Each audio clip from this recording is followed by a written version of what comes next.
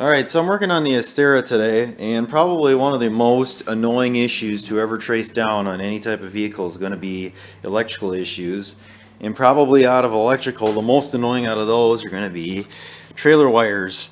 So I added this harness, I got it all from eTrailer, was working fine, and then all of a sudden I didn't have taillights the other night. And earlier, if you look in here, you can kind of see it. You're about 5 o'clock or so. That contact's a little bit more brown than silver. There was some corrosion on that one. I cleaned it up and it worked fine. There was never any issue with it. Well, the other night I couldn't get tail lights.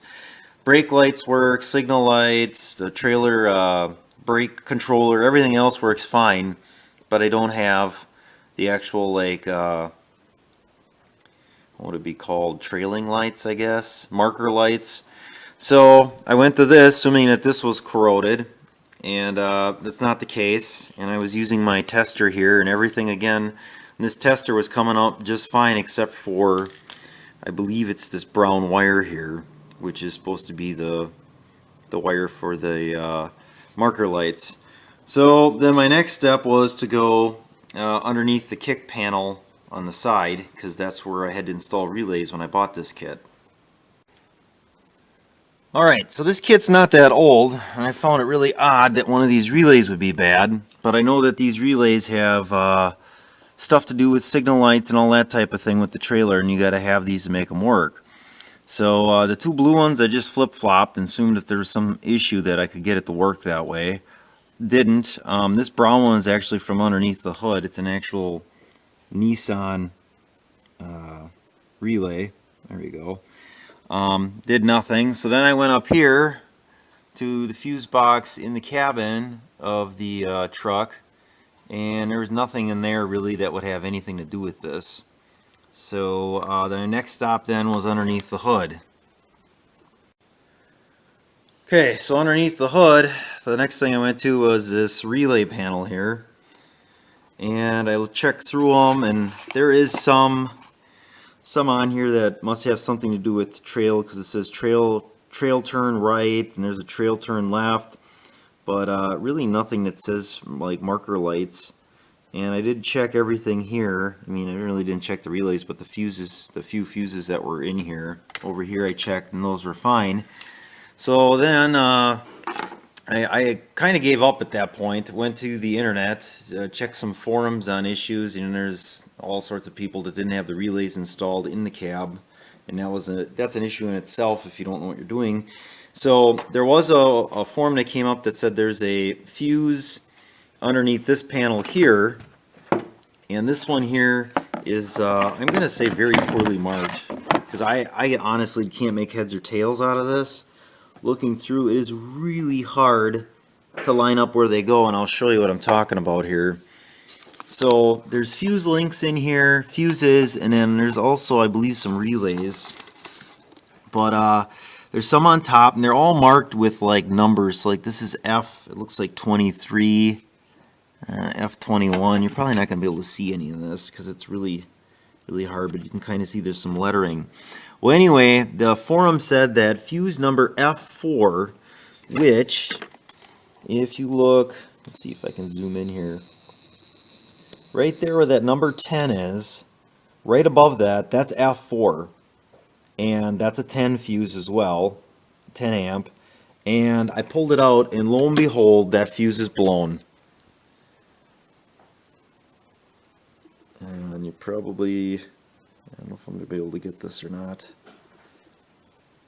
And you can't see it. Maybe if I flip it over. Oh man, can't see it. Oh, maybe right there you can see it. See how it's split? And yeah, it is that hard to see because I had to really fiddle with it. I'm like, is it bad?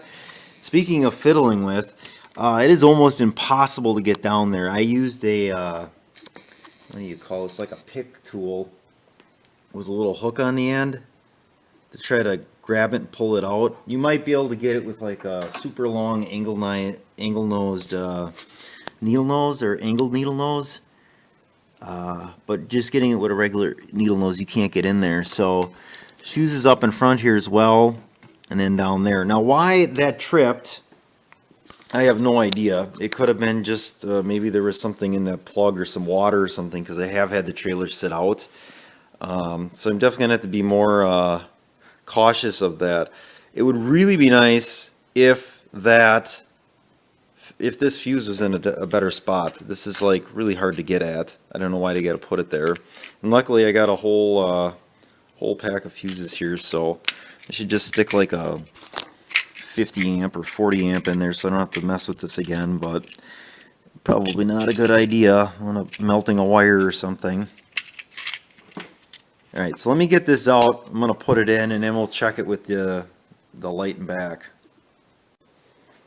Alright, so I got it in there, and I will tell you what makes it a little bit easier here is pulling some wire harnesses off. I pulled this one off here, this plug, and then also this plug here. It gives you much better access to get in there.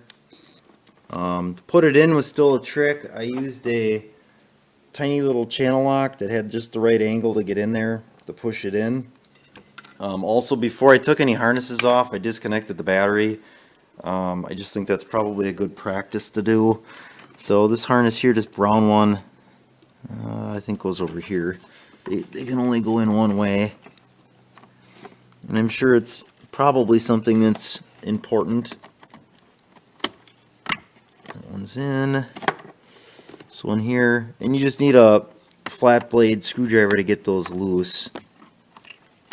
So, and then also what I should probably do is change the relays back, because the one relay I took from underneath the dash, or underneath that kick panel, this brown one here, is actually, this is the one that should be underneath the kick panel, and then the other one should be up in here. That's the Nissan one. So I'm going to flip those out, and then we'll try to see if we can get this to work.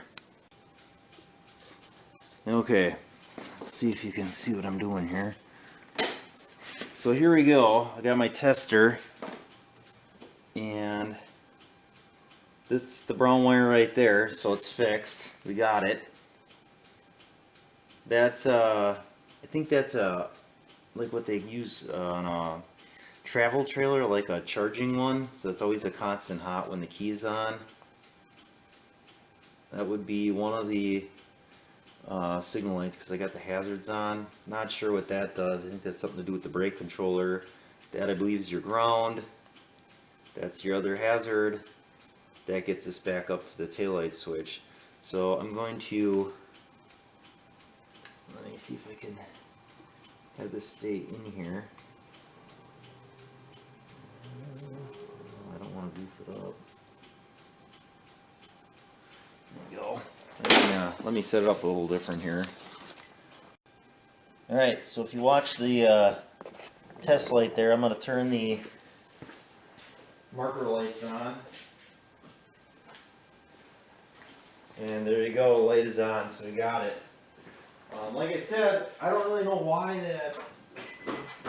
that fuse popped. There was probably something to do with the trailer being wet or the connector being wet. So I'm going to go through and really goop that thing up with some of that dielectric grease. So yeah, if you got a Nissan Frontier, something like that, or I guess any type of vehicle, I guess explore all your options, because who knows, it may lead you places where you would have never guessed. And I'll be honest, I would have never guessed a little tiny 10 amp fuse in there had anything to do with the trailer lights in the rear of the harness. Unreal. So there you go. That's how I fixed my marker lights for my trailer, or trailer harness, I guess.